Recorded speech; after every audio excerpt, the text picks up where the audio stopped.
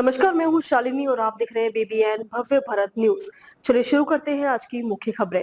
उद्धव ठाकरे गुट ने फिर की अमित शाह के इस्तीफे की मांग, इस बार कुलगाम का जिक्र।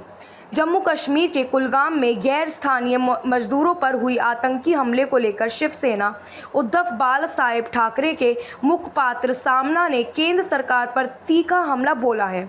सोमवार 3 अगस्त को प्रकाशित अपने संपादकीय में सामना ने इस हमले को देश की आंतरिक सुरक्षा में गंभीर चूक करार देते हुए केंद्रीय गृह मंत्री अमित शाह से नैतिक जिम्मेदारी लेते हुए इस्तीफा देने की मांग की है।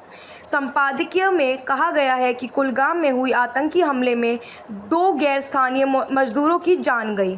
सामना का आरोप है कि जम्मू कश्मीर में लगातार आतंकी घटनाएं हो रही हैं, लेकिन केंद्र सरकार आतंकवाद पर प्रभावी नियंत्रण के अपने दावों पर खरी नहीं उतर पाई है।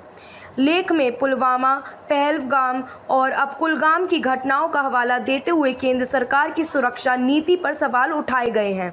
साथ ही कहा गया है कि धारा 370 हटाने और नोटबंदी के बाद आतंकवाद पर लगाम लगाने के जो दावे किए गए थे, वे अब सवाल।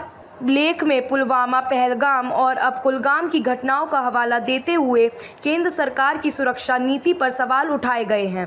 साथ ही कहा गया है कि धारा 370 हटाने और नोटबंदी के बाद आतंकवाद पर लगाम लगने के जो दावे किए गए थे, वे अब सवालों के घेरे में हैं। सामना ने राष्ट्रीय सुरक्षा सलाहकार अजीत डोभाल की भूमिका पर भी सवाल उठाए हैं।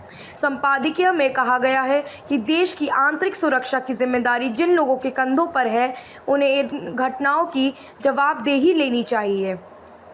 संपादकीय में यह भी आरोप लगाया गया है कि केंद्र सरकार विपक्षी दलों की राजनीति में ज़्यादा व्यस्त है, जबकि आतंकवाद और आंतरिक सुरक्षा जैसे मुद्दों पर अपेक्षित गंभीरता नहीं दिखाई दे रही है। इसी आधार पर सामना ने गृह मंत्री अमित शाह से इस्तीफे की मांग दोहराई है। सामना में कहा गया है कि भारत की आंतरिक सुरक्षा की जिम्मेदारी जिनकी है, वे गृह मंत्री अमित शाह और राष्ट्रीय सुरक्षा सलाहकार पुणे में पुरस्कार खेल रहे हैं।